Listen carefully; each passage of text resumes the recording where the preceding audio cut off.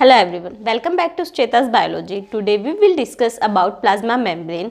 So let's discuss its characteristics. So its first general characteristic is that it is semi-permeable,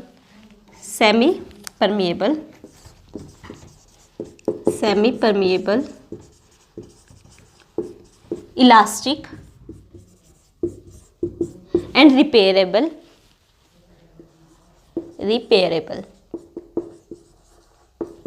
next it is thin है, living है और 3 layer से मिलके बनी होती है, इसलिए हम इसको कहेंगे ट्राइलैमिनर।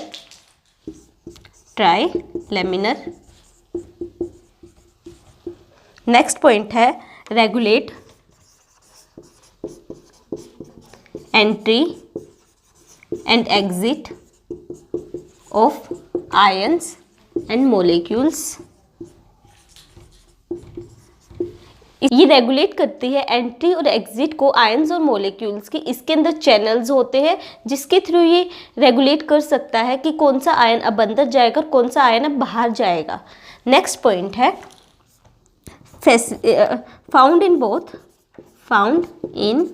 Both prokaryotes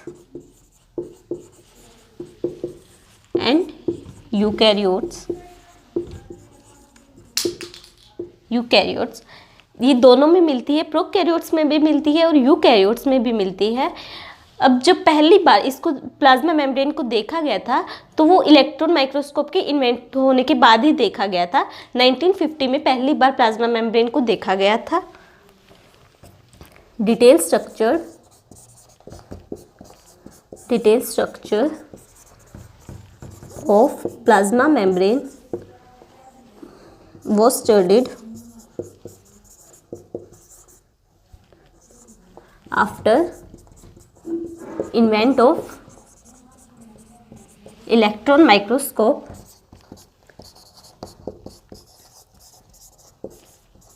in 1950s। इसके बाद जो इसकी केमिकल कंपोजिशन है वो आरबीसी के ऊपर की गई थी, क्योंकि आरबीसी के अंदर कोई भी और ऑर्गेनेली नहीं होती।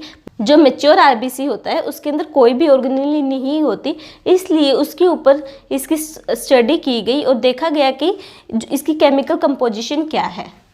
Chemical composition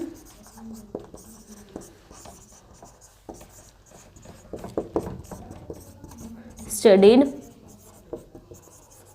on RBC cell.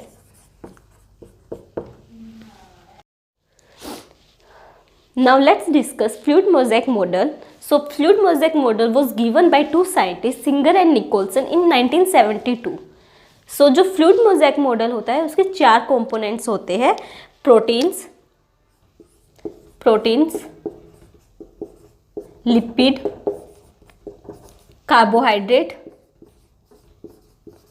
Hydrates and cholesterol. अब हम सबसे पहले प्रोटीन्स के बारे में देखेंगे। तो देखिए जो प्रोटीन्स होते हैं वो 2 तरह के होते हैं, एक्सट्रिंसिक प्रोटीन और इंट्रिंसिक प्रोटीन। जो ये बाहर की तरफ ऐसे प्रेजेंट है उसको हम एक्सट्रिंसिक प्रोटीन बोलेंगे, जो इस साइड भी प्रेजेंट है और अंदर की साइड भी प्रेजेंट है। एक्सोसाइटोप्लाज्मिक साइड भी प्रेजेंट है और सेल के बाहर वाली प्लाज्मा मेम्ब्रेन की ऊपर वाली सरफेस होता है जो सेल से बाहर होता है उसकी तरफ भी प्रेजेंट होते हैं। और एक होते हैं इंट्रिंसिक प्रोटीन जो लिपिड बाइलेयर के अंदर एम्बेडेड होते हैं, या तो वो थ्रू आउट प्रेजेंट हो सकते हैं। अगर वो थ्रू आउट प्रेजेंट होंगे तो हम उनको बोलते हैं टनल प्रोटीन। अगर वो सिर्फ एक ही लिपिड की लेयर में प्रेजेंट होते हैं, सिंगल लिपिड लेयर में, तो उनको हम बोलते हैं intrinsic protein. So now let discuss extrinsic protein in detail. Extrinsic protein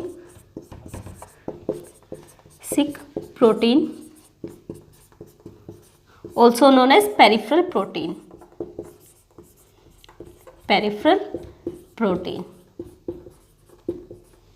peripheral क्यों बोला? क्योंकि बाहर की तरफ प्रेजेंट है, पेरिफेरी की साइड प्रेजेंट है, इसलिए हमने इनको पेरिफेरल प्रोटीन बोला। अब इसका फर्स्ट पॉइंट देखते हैं कि सुपरफिशियली अटैच्ड होते हैं, superficially attached, do not cover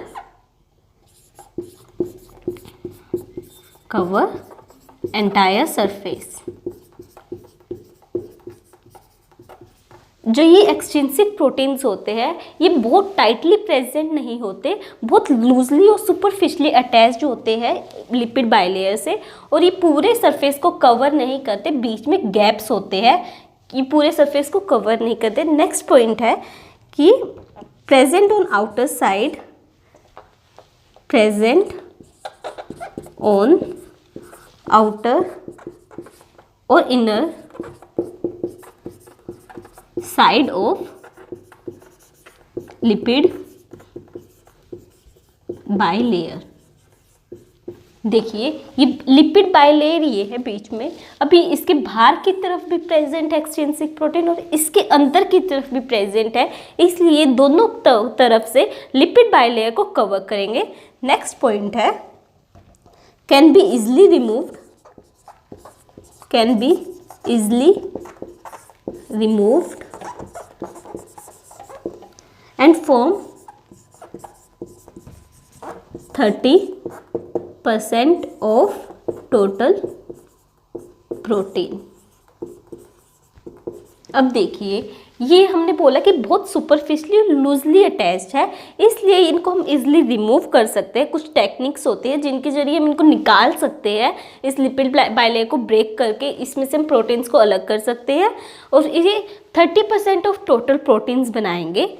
next point है एक्ट एज रिसेप्टर,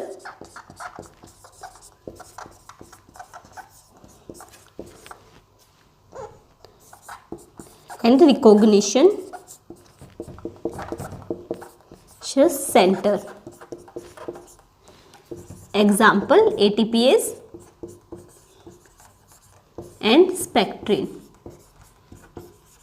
अब ये देखिए कि हमने बोला ये बाहर की तरफ प्रेजेंट है, तो ये क्या करेंगे, रिसेप्टर का काम करेंगे। कई चीज़ें होती हैं जिनको सेल के अंदर आना होता है या बाहर मूव करना होता है, सिग्नल्स को सेल के अंदर ट्रांसफ़र करना हो, तो वहाँ पे जो ये प्रोटीन्स है वो रिसेप्टर और रिकॉग्निशन सेंटर का काम करेंगे। इसके एग्जांपल हम ATPase और स्पेक्ट्रिन है जो कि RBC के अंदर मिलता है, स्पेक्ट्रिन मिलता है RBC में। Next is intrinsic protein. Intrinsic protein,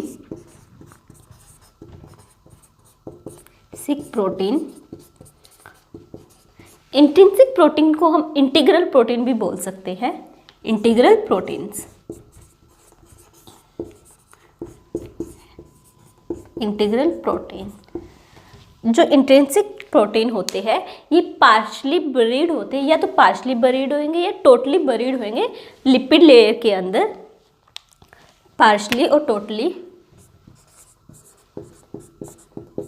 partially और totally buried in lipid layer,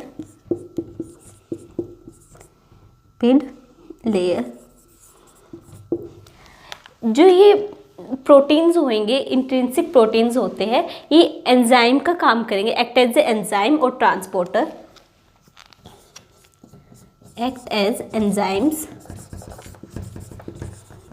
and carrier protein. Example cytochrome,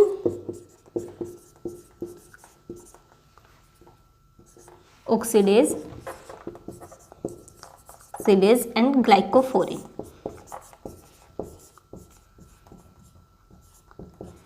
अब जो ये इंट्रिंसिक और इंटीग्रल प्रोटीन्स है ये या तो थ्रू आउट प्रेजेंट है, ऐसे इनको हम बोलेंगे टनल प्रोटीन जो थ्रू आउटली प्रेजेंट होते हैं, या ये अंदर की सिर्फ एक लेयर के अंदर प्रेजेंट होते हैं, जैसे यहाँ पे प्रेजेंट है ये लिपिड, ये प्रोटीन है लिपिड की बाइलेयर के अंदर, एक लेयर के अंदर इम्बेडेड है, तो हम इंट्रिंसिक प्रोटीन बोल लेंगे इनको। अब ये क्या करेंगे, यहाँ पे इनका काम क्या आएगा, ये एक्ट एज एंजाइम की तरह काम करेंगे और कैरियर प्रोटीन की तरह काम करेंगे। इसका एग्जाम्पल हमें साइटोक्रोम, ऑक्सीडेज और ग्लाइकोफोरिन।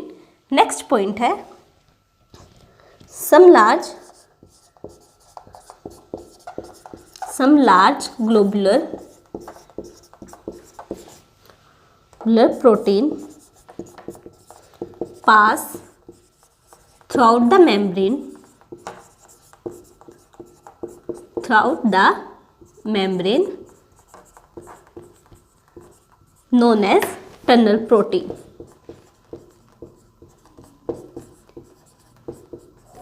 जो टनल प्रोटीन होते हैं वो बड़े होते हैं, लार्ज होते हैं साइज में, और ग्लोबुलर प्रोटीन होते हैं जो कि थ्रू आउट द मेम्ब्रेन पास करते हैं, पूरी मेम्ब्रेन के अंदर से पास कर रहे होते हैं, इसलिए हम इनको बोलते हैं टनल प्रोटीन, क्योंकि टनल की तरह एक्ट करते हैं।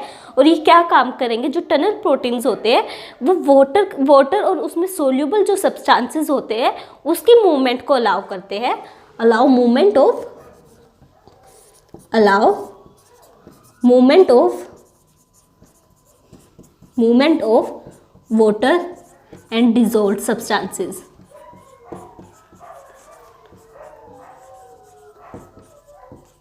जो वाटर है और उसके अंदर जो सब्सटेंस डिसॉल्व हो सकते हैं जो पानी के अंदर, उनको हम टनल प्रोटीन के अंदर से पास कर सकते हैं। अब जो प्रोटीन्स होते हैं इनका मेनली फंक्शन क्या होएगा, ये मेम्ब्रेन को डायनामिक करते हैं। जो प्रोटीन होते हैं वो क्या करेंगे, डायनामिक करेंगे मेम्ब्रेन को, डायनामिक। अभी डायनामिक है क्योंकि जो ये प्रोटीन्स होते हैं ये अपनी पोजीशन से शिफ्ट कर सकते हैं, ये मूव कर सकते हैं। जो ये प्रोटीन है ये यहाँ पे जा सकता है, ये वाला यहाँ पर जा सकता है, इसलिए ये उसकी डायनामिसिटी को प्रोवाइड करेगी मेम्ब्रेन की proteins. On the basis of function, 5 types of protein are present. On basis of function,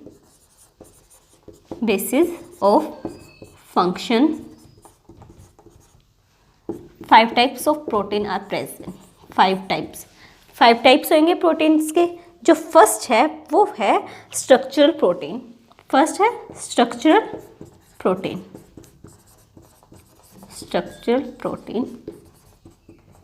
सो जो स्ट्रक्चरल प्रोटीन होता है वो क्या करेगा, वो प्रोवाइड करेगा स्टेबिलिटी को, प्रोवाइड स्टेबिलिटी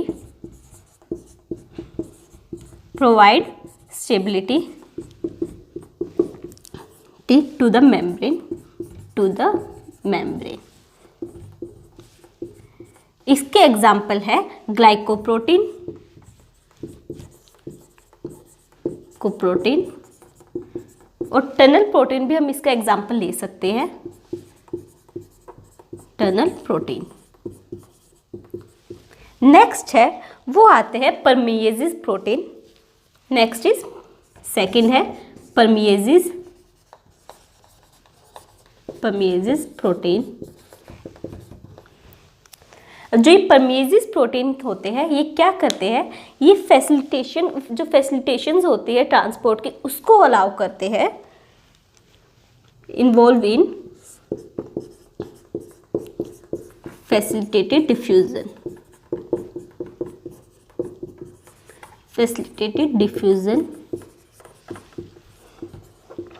फिर आते हैं carrier protein. Third is carrier protein.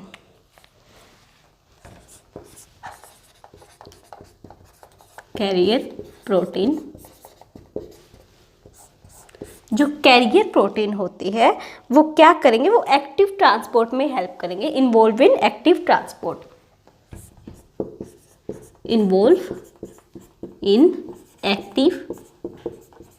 Transport, जो परमिएजेस थे वो फैसिलिटेटेड डिफ्यूजन को अलाउ करेंगे, और जो कैरियर प्रोटीन है वो एक्टिव ट्रांसपोर्ट को अलाउ करते हैं। फिर आते हैं एंजाइम्स। Fourth is enzymes. जो एंजाइम्स होंगे, एंजाइम्स के प्रोटीन्स होंगे, उनमें हम ले सकते हैं एग्जाम्पल एटीपीएस का,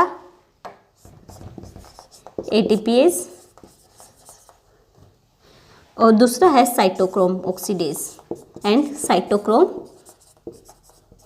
oxidase. ATPase and cytochrome oxidase. Next आता है फिफ्थ टाइप है, वो होते हैं receptor proteins.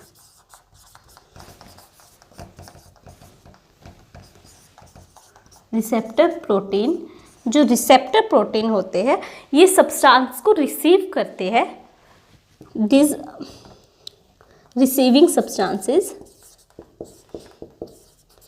substances like hormones।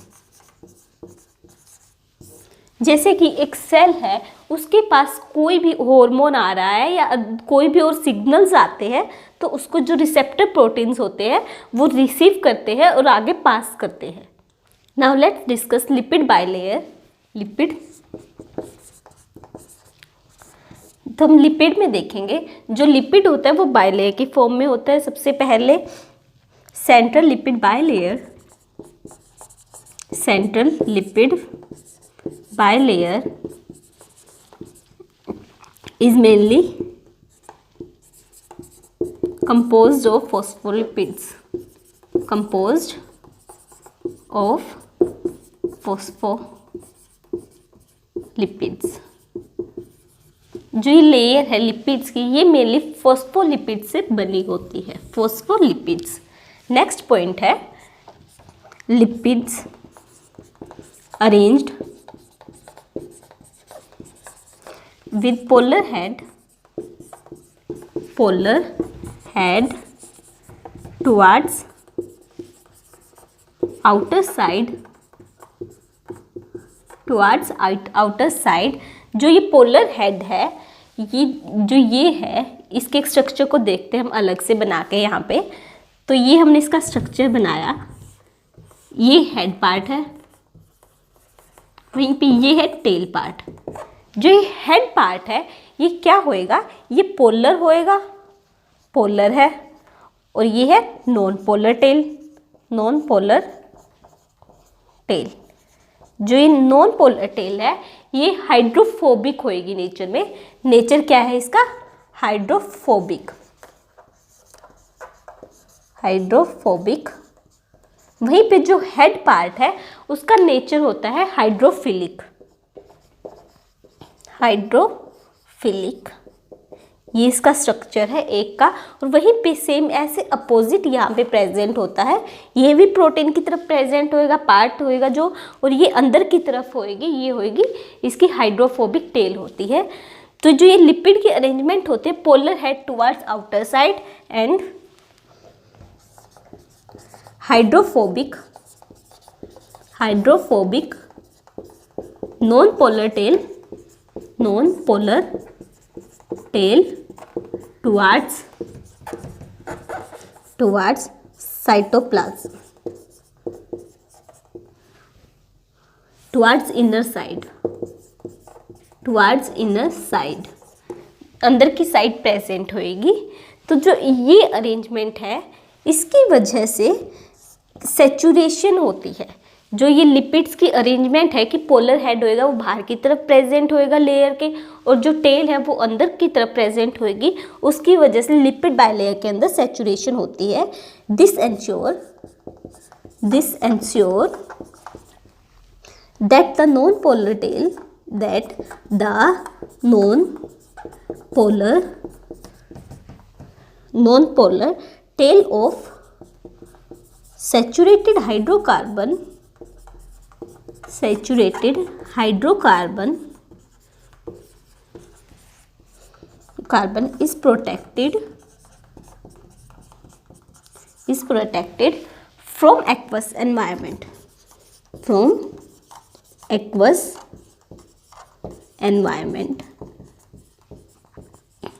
अब जो ये सेचुरेटेड हाइड्रोकार्बन की टेल होती है, non polar tail of saturated hydrocarbon, अब जो ये टेल है, अब ये इस अरेंजमेंट की वजह से ये इंश्योर करती है कि ये हाइड्रोफोबिक है, तो ये वाटर से और एक्वस एनवायरनमेंट से दूर रहे, इसलिए ये अंदर की तरफ प्रेजेंट होगी। इसका नेक्स्ट पॉइंट आता है कि जो लिपिड होती है, लिपिड मॉलिक्यूल्स होते हैं, लिपिड मॉलिक्यूल्स, जो लिपिड मॉलिक्यूल्स होते हैं ये फ्लिप फ्लॉप की मूवमेंट को शो करते हैं,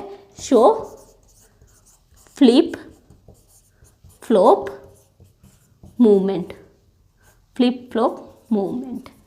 जो ये सेल है, जो ये लेयर है, ये अंदर की तरफ ऐसे मूव कर सकती है और ये वाले यहाँ से ऐसे मूव कर सकते हैं। ये फ्लिप और फ्लॉप की मूवमेंट को शो करते हैं। Next point is quasi fluid nature होता है जो लिपिड बायलेयर होती है उसका, और इस क्वाजी फ्लूइड नेचर की वजह से ये उसके अंदर प्रोवाइड करता है लेटरल मूवमेंट को। Quasi fluid nature of lipid enables lateral movement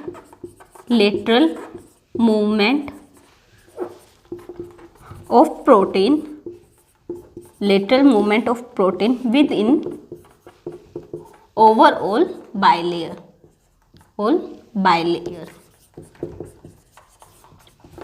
जो लिपिड्स होते हैं वो अनेबल करते हैं लेटरल मूवमेंट को, जो प्रोटीन्स की वो यहाँ से यहाँ एक दूसरे से जा सकते हैं, इस क्योंकि वो उसकी क्वाजी फ्लूइड होता है, नेचर होता है जो लिपिड का, वो इनकी मूवमेंट होती है प्रोटीन्स की, उसको अलाउ करते हैं। नेक्स्ट पॉइंट है ability to move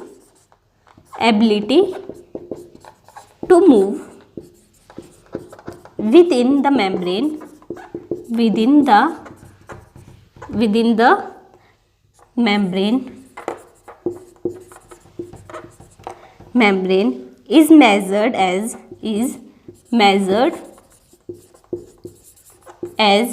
its fluidity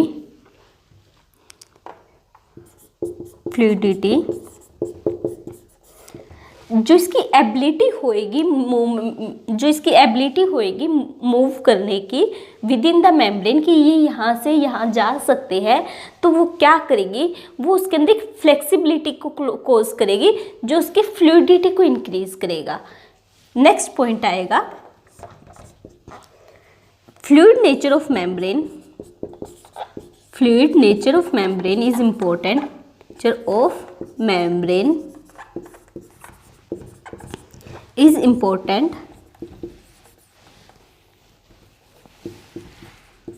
जो ये फ्लूइड नेचर है ये मेम्ब्रेन का बहुत इंपॉर्टेंट होएगा, क्योंकि कई फंक्शंस परफॉर्म करने होंगे इस मेम्ब्रेन को, जैसे कि हम देखते हैं कि ये क्यों इंपॉर्टेंट है।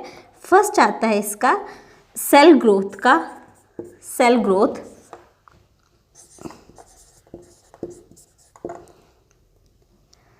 Secretion, endocytosis, cell division etcetera. जो ये फंक्शंस होंगे जैसे सिक्रीशन है, एंडोसाइटोसिस है, सेल की डिवीज़न होती है, तो वहाँ पे जो ये लिपिड की फ्लूइडिटी है वो इम्पोर्टेंट होती है। अगर लिपिड का नेचर फ्लूइड नहीं होएगा, वहाँ पे अगर मेम्ब्रेन फ्लूइडिटी शो नहीं करेगी तो उसकी सिक्रीशन कैसे करेगी, एंडोसाइटोसिस कैसे होगी उसकी। इसलिए इन प्रोसेसेस के लिए फ्लूइड नेचर होना बहुत इम्पोर्टेंट है। नेक्स्ट पॉइंट आता है जो ये नेचर है मेम्ब्रेन का, ये हेल्प करेगा एक्सपेंशन में, कॉन्ट्रैक्शन एंड क्विक रिपेयरिंग।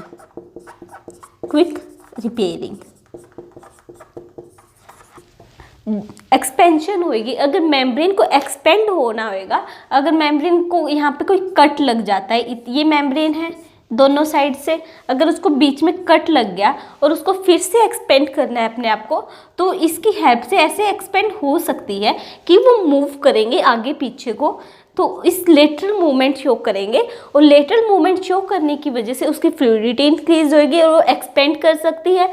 और इन्हीं की वजह से अगर हमें ये एरिया कट करना है बीच से, तो वो क्या करेंगे, वो एक दूसरे के बिल्कुल पास में आ जाएंगे, लिपिड्स होते हैं, और वो कॉन्ट्रैक्शन शो करेंगे। अगर वहीं पे यहाँ पे उसको कोई भी हीलिंग चाहिए उसको, अगर यहाँ पे किसी ने कट कर दिया तो उसको हील करने के लिए, वहाँ पे क्विक रिपेयरिंग के लिए वो लेटरल मूवमेंट शो करेंगे। जो लिपिड्स होंगे वो ऐसे लेटरल मूवमेंट भी शो कर सकते हैं, तो लेटरल मूवमेंट शो करेंगे और वहाँ पे क्विक रिपेयरिंग करेंगे। So this is all about lipid.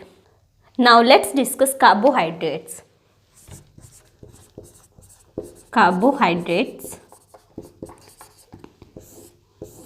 जो कार्बोहाइड्रेट्स होते हैं वो ग्लाइकोप्रोटीन और ग्लाइकोलिपिड की फॉर्म में प्रेजेंट होते हैं मेम्ब्रेन में। एलिकोसैकेराइड्स, saccharides bind with proteins and lipids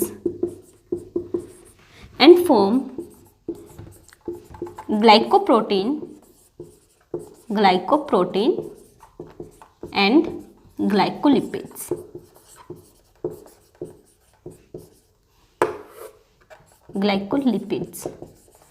फिर आते हैं कार्बोहाइड्रेट्स के बाद कोलेस्ट्रॉल।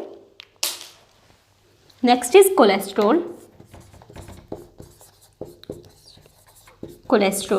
जो कोलेस्ट्रॉल होते हैं वो स्टेबिलिटी प्रोवाइड करेंगे यूकैरियोटिक की मेम्ब्रेन को, प्रोवाइड स्टेबिलिटी टू यूकैरियोटिक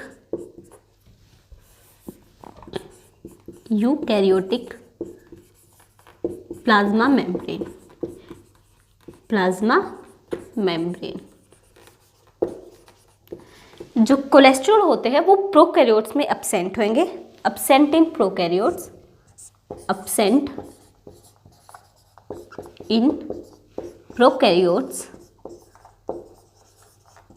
ये प्रोकैरियोट्स में एब्सेंट होते हैं। अब हम देखते हैं जो सेल मेम्ब्रेन या प्लाज्मा मेम्ब्रेन है उसकी केमिकल कंपोजिशन को, कि उसके अंदर क्या क्या और कितने कितने परसेंटेज में प्रेजेंट होते हैं। तो सबसे पहले आता है प्रोटीन।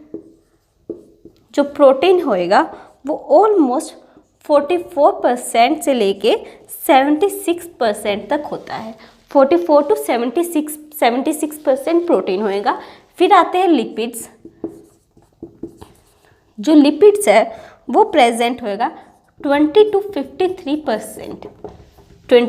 53% लिपिड्स प्रेजेंट होंगे। नेक्स्ट है वाटर। जो वाटर है वो ऑलमोस्ट 20% प्रेजेंट होता है। एक जो सेल होता है उसकी प्लाज्मा मेम्ब्रेन में प्रोटीन होता है 44 to 76%, लिपिड्स 20 to 53%, वाटर 20%। और नेक्स्ट है कार्बोहाइड्रेट्स। जो कार्बोहाइड्रेट्स होंगे वो है 1 to 8% कार्बोहाइड्रेट्स प्रेजेंट होते हैं। अब देखिए जो ये लिपिड और प्रोटीन की कंपोजिशन है ये सेल टू सेल वेरी करती है कि उसका फंक्शन क्या है।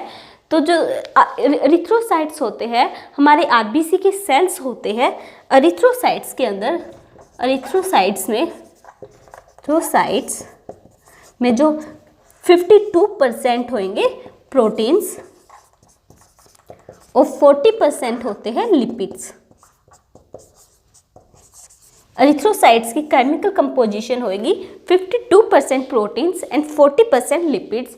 So this is all about chemical composition. Now let's discuss some multiple choice questions. So our first question is cell membrane lipids are arranged in the form of monolayer, bilayer, trilayer, none of these. So हमने देखा कि जो lipid है वो bilayer की form में ऐसे present था। तो ये क्या है, बाइलेयर है, एक और दूसरी तो बाइलेयर। फिर आता है नेक्स्ट क्वेश्चन है plasma membrane consist of proteins embedded in carbohydrate bilayer, phospholipid embedded in protein bilayer, proteins embedded in phospholipid bilayer, proteins embedded in polymer of glucose molecule. So हमने देखा कि क्या है, लिपिड की बाइलेयर्स थी। तो लिपिड बाइलेयर ये यहाँ पे ठीक है क्योंकि प्रोटीन की बाइलेयर नहीं थी, कार्बोहाइड्रेट्स की भी नहीं थी। फिर था कि प्रोटीन्स है, हमने देखा कि ऐसे कुछ प्रोटीन्स हैं जो कि इसके अंदर प्रेजेंट है या थ्रू आउट प्रेजेंट है। इंट्रिंसिक प्रोटीन थे जो टनल प्रोटीन थे या इंट्रिंसिक प्रोटीन थे वो इम्बेडेड होते हैं। तो आंसर आएगा protein embedded in phospholipid bilayer. So answer is C. Next है beside phospholipid layer cell membrane also possess proteins, carbohydrate, nucleic acid and both A and B. So answer is जो phospholipids थे arrangement क्या होती है कि lipids होते हैं, proteins होते हैं, जो कि लिपिड के ऐसे बाहर की तरफ प्रेजेंट होते हैं या अंदर प्रेजेंट होते हैं, और जो कार्बोहाइड्रेट्स है वो प्रेजेंट होते हैं ओलिगोसैकेराइड्स की फॉर्म में, जो कि अटैच होते हैं प्रोटीन और लिपिड से, जो कि फॉर्मेशन करेंगे ग्लाइकोप्रोटीन और ग्लाइकोलिपिड्स की। इसलिए इसका आंसर आएगा protein carbohydrate, that is both A and B. Next is in human being membrane of erythrocytes has approximately dash percentage of protein and dash percentage of lipid, 40-52, 50-40, 40-40, 60-40। सो इन्होंने पहले पूछा है प्रोटीन की, पहले प्रोटीन फिर है लिपिड। जो प्रोटीन होते हैं एरिथ्रोसाइट की मेम्ब्रेन पे वो ऑलमोस्ट 52% होते हैं, और जो लिपिड होते हैं वो ऑलमोस्ट 40% होते हैं। So option B is correct. This is all about plasma membrane. If you like the video, please like, subscribe, share and comment below and let us know which topic you want to learn next.